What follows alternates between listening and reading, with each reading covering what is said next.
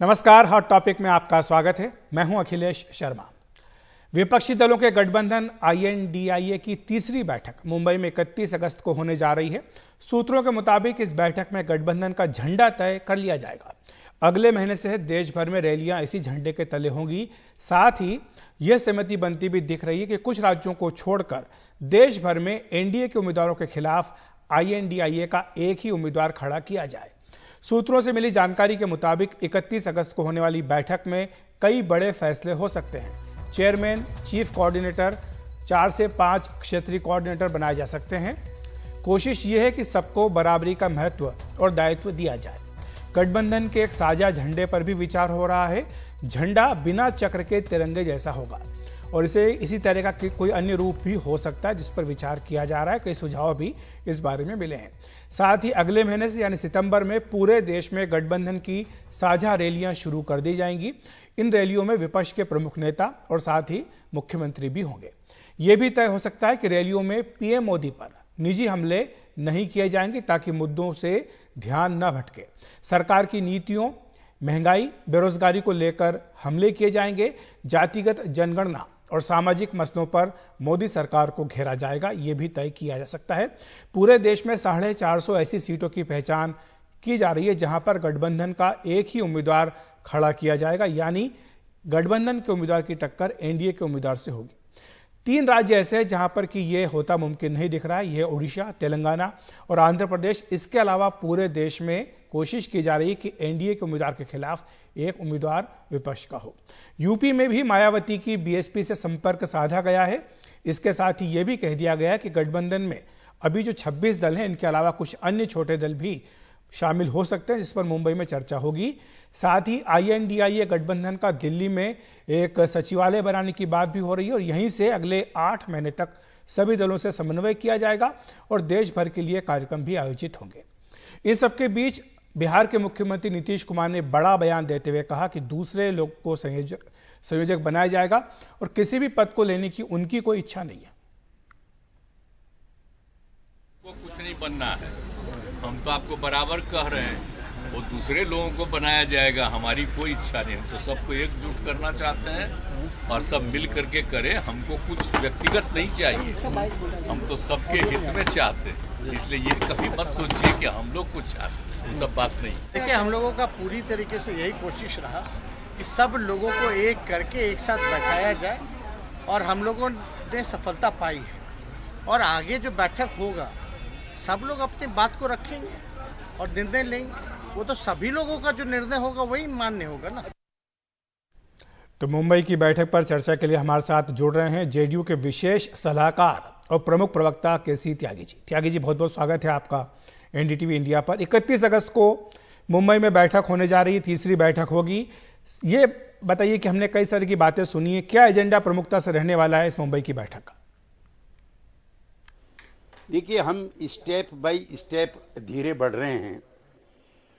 अब से ठीक 1 साल पहले 25 सितंबर को चौधरी देवीलाल जयंती थी वहाँ पर हिसार के पास फतियाबाद में। उस समय ममता जी, केजरीवाल जी, KCR जी और अखिलेश यादव जी भी तीसरे मोर्चे की बात कर रहे थे, जिसका मतलब था गैर कांग्रेसी, गैर BJP विकल्प, जो हमने यूनाइटेड फ्रंट और नेशनल फ्रंट के दौरान भी एक्सपेरिमेंट किया था। वहां पर पहली बार जनसभा में ओम प्रकाश चौटाला जी और प्रकाश सिंह बादल जी की उपस्थिति में उन्होंने कहा, नीतीश कुमार जी ने, कि ऐसा कोई फ्रंट कारगर नहीं हो सकता जिसमें कांग्रेस की उपस्थिति ना हो। और उसके बाद ही टेबल टर्न होनी शुरू हुई हैं।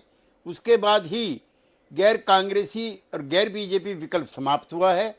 और पटना में हमारे प्रयासों से जो हमारी सबसे बड़ी सफलता थी, हम कांग्रेस पार्टी के साथ केजरीवाल जी को, ममता जी को और अखिलेश यादव जी को बैठाने में कामयाब हुए।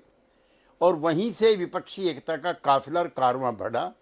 उसका दूसरा एक्सटेंशन था बेंगलुरु और अब उसका तीसरा और इस मामले में शायद फाइनल पड़ाव है मुंबई, जहां पर पार्टी का संगठन का ढांचा भी तय होगा, संगठन का झंडा भी तय होगा, संगठन का जो स्वरूप है वैचारिक वो भी तय होगा, राज्यों की भी स्वरूप तय होंगे।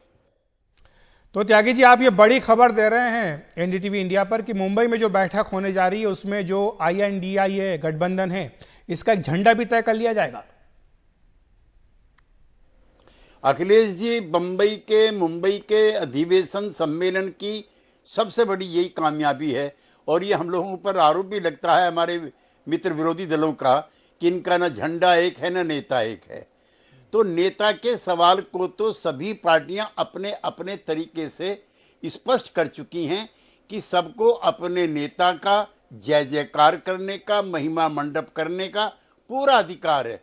लेकिन इंडिया का कोई भी नेता स्वरूप के रूप में नहीं आएगा that here is a man who will lead the India.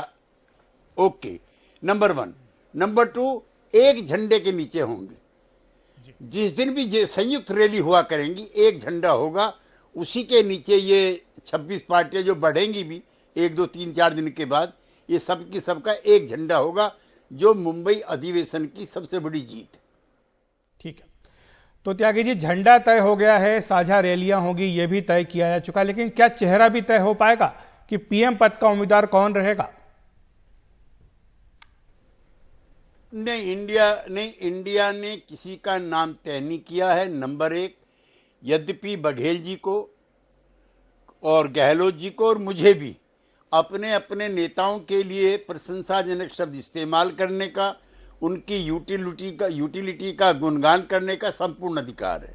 और यूं भी राहुल जी देश की बड़ी पार्टी के बड़े नेता हैं, उसी प्रकार से नीतीश कुमार जी भी अनुभवी और बगैर किसी दाग के नेता है। तो सबको अपने अपने नेताओं की प्रशंसा में कहने का अधिकार है। लेकिन इंडिया ने, संगठन ने किसी को भी 2024 के लिए प्रधानमंत्री पद का उम्मीदवार या दावेदार नहीं माना। तो त्यागी जी, आप नाम ले रहे हैं बघेल साहब का जो कि छत्तीसगढ़ के मुख्यमंत्री हैं, गहलोत साहब का जो कि राजस्थान के मुख्यमंत्री हैं, कह चुके हैं कि चेहरा तो राहुल गांधी होंगे PM पद के लिए। तो अगर कांग्रेस के वरिष्ठ नेता राहुल जी का गुणगान कर रहे हैं, उन्हें PM पद का उम्मीदवार बता रहे हैं, तो आपको नीतीश जी को PM पद का उम्मीदवार बताने से कौन रोक रहा है? आप भी बता दीजिए। नहीं, एक दिन भी और किसी भी अवसर पर भी राहुल गांधी जी ने नहीं कहा है, बल्कि उन्होंने कहा है कि कांग्रेस पार्टी विपक्षी एकता के लिए कोई भी कुर्बानी करने को तैयार है। इसी तरह से नीतीश कुमार जी का, JDU का और हमारा यह मानना है कि हमने पदों के लिए, संयोजक के लिए इस गठबंधन के निर्माण की नींव नहीं रखी थी। हम एक कारगर विकल्प चाहते थे NDA का और भाजपा का, इसलिए हमने ये सारी मशक्कत की है। ठीक है, लेकिन त्यागी जी, क्या ये तय हो गया कि उड़ीसा, तेलंगाना और आंध्र प्रदेश को अगर इन 3 राज्यों को छोड़ दें तो बाकी पूरे देश में 450 सीटें ऐसी हैं जिनको चिन्हित कर लिया गया जहां पर कि INDIA का एक ही उम्मीदवार होगा NDA के उम्मीदवार के खिलाफ? देखिए, उड़ीसा, आंध्र प्रदेश और तेलंगाना की विषम परिस्थिति हो गई है। वहां के जो क्षेत्रीय दल हैं वो भी अभी गैर कांग्रेसी और गैर भाजपाई विकल्प की तलाश में है। वो बीजेपी के लिए भी वहां कोई प्रसन्न होने की जरूरत नहीं है, क्योंकि BJD जितना मजबूत होकर लड़ती है, YSR जितना मजबूत होकर लड़ती है, KCR की पार्टी BRS जितना मजबूत होकर लड़ती है, उतनी ही संख्या भाजपा की कम होती है, जो 272 के आंकड़े को छूने में असफल होगी। लिहाजा इनको भी हम शत्रु पार्टी नहीं मानते, ये हमारी मित्र पार्टियां हैं। और यूं भी NDA में BJD ने हमारे साथ काम किया है, YSR की जो पार्टी है वो हमारे साथ रही है, तो हम इनको अपना शत्रु नहीं मानते। लेकिन यहाँ कांग्रेस भी लड़ेगी, उसके अलाइड पार्टी भी, यहाँ BJP भी लड़ेगी और क्षेत्रीय दल भी लड़ेंगे, और इनकी संख्या मिलाकर के 70 के आसपास होती है। तो यानी मोटे तौर पर अब यह तय हो चुका है कि एक ही उम्मीदवार होगा, INDIA के अलग अलग उम्मीदवार नहीं होंगे अलग अलग राज्यों में। हाँ, लगभग उत्तर प्रदेश, झारखंड, समूचा साउथ और आपका पश्चिमी बंगाल, महाराष्ट्र, कांग्रेस के रूल्ड सारे स्टेट, चाहे मध्य प्रदेश हो, राजस्थान हो, छत्तीसगढ़ हो, हरियाणा हो, हिमाचल हो, उत्तराखंड हो और उत्तर प्रदेश में लगभग सहमति बन चुकी है, जिनकी संख्या 450 के आसपास बैठती है, जहां झंडा भी एक होगा और उम्मीदवार भी एक होगा और कैंपेनिंग भी जॉइंट होगी। लेकिन त्यागी जी, आप यूपी की बात कर रहे हैं, वहां तो बीएसपी ये कह चुकी है कि वो कांग्रेस हो चाहे बीजेपी हो सबसे समान दूरी रखेगी, तो क्या बसपा से भी कोई बातचीत वगैरह हुई है? देखिए, हम संपूर्ण एकता के पक्षधर हैं, लेकिन जिस दल को हमारे इंडिया संगठन का हिस्सा बनना है उसकी प्रारंभिक शर्त है कि वो भारतीय जनता पार्टी की सरकार को केंद्र में हटाने में हमारी मदद करेंगे, सहायक होंगे। एक शक्ति है बसपा, उससे हम इनकार नहीं करते हैं। यद्यपि विधानसभा में वो कोई भी सीट जीतने में कामयाब नहीं हो पाए, उसके बावजूद भी उनकी एक ताकत है। उन्होंने अपने इरादे पहले स्पष्ट करने होंगे कि वो इंडिया के बैनर के नीचे भारतीय जनता पार्टी की जो चुनौतियां जिसका वो जिक्र करती हैं उसका मुकाबला करने के लिए तैयार हैं, तो बात आगे बढ़ेगी। एक आखिरी सवाल त्यागी जी, आम आदमी पार्टी की अगर बात करें तो वो ये कह चुकी है कि बिहार हो या छत्तीसगढ़ हो वहां पर भी वो विधानसभा के चुनाव लड़ेगी, तो फिर ऐसे में आपका ये तालमेल कैसे बैठेगा? नहीं, केजरीवाल जी ने या उनके संगठन के किसी बड़े पदाधिकारी ने अब तक इस प्रकार की घोषणा नहीं की है। वो राज्यों में लड़ना चाहते हैं, जैसे मैं कल परसों उनका वक्तव्य देखा कि बिहार में विधानसभा का चुनाव लड़ेंगे, छत्तीसगढ़ में विधानसभा का चुनाव लड़ेंगे। तो फिलहाल एज ऑन टुडे जो इंडिया गठबंधन है वो लोकसभा चुनाव के लिए बना है। अच्छा। कामयाब होगा, भाजपा पराजित होगी, तो हमें उम्मीद है कि इसका प्रयोग आने वाले विधानसभा चुनाव में भी किया जाएगा।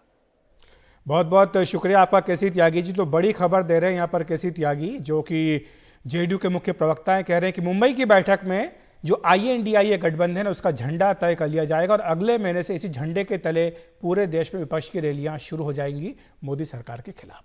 हॉट टॉपिक में वक्त है एक ब्रेक का।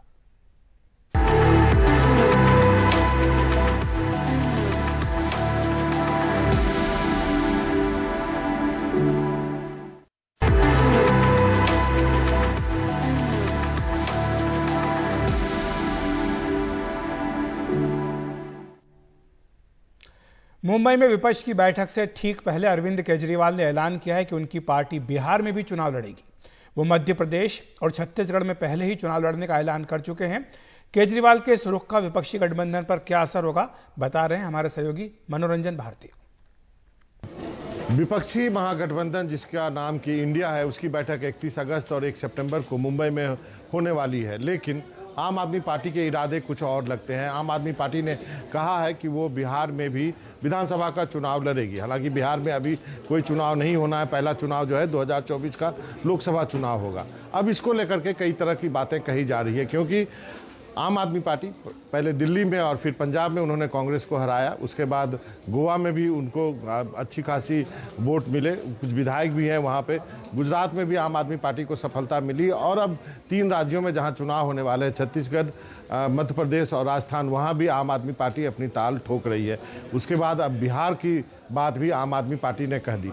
जब इसकी चर्चा आप इंडिया के विपक्षी गठबंधन के नेताओं से करो तो उनका कहना है कि नहीं, ये जो इंडिया गठबंधन है वो केवल लोकसभा चुनावों के लिए है और अगली मीटिंग जो मुंबई में होने वाली है वो काफ़ी महत्वपूर्ण है। उसमें हम जो है अलायंस की घोषणा करेंगे, लेकिन अलायंस आम आदमी पार्टी के साथ कांग्रेस करेगी कैसे, क्योंकि कांग्रेस के स्थानीय नेता चाहे वो पंजाब के हों या दिल्ली के हों इसके खिलाफ नज़र आ रहे हैं। और जब दिल्ली में बैठक हुई थी उसके बाद जब कहा गया कि कांग्रेस 7 सीटों के लिए तैयार है, तो आम आदमी पार्टी ने कहा था कि फिर मुंबई में बैठक में जाने का कोई मतलब नहीं बनता है।